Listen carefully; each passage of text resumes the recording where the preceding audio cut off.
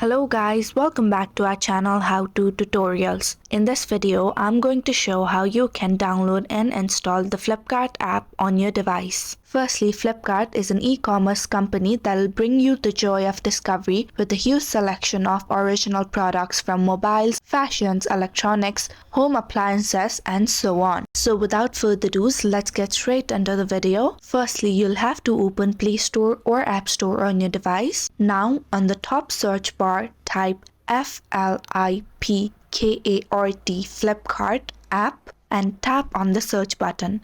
And from the results, tap on the Flipkart online shopping app by Flipkart company itself. Similarly, now all you'll have to do is tap on the install button and the app will start downloading on your device. The installation process might differ depending on your internet speed, but after the app has been successfully installed, you'll be able to see an open button. Tap on it as shown on the screen, and now your Flipkart app is ready to be used. So it is that easy to download the Flipkart app on your device. And if you found the video to be helpful, don't forget to like, share and subscribe to our channel.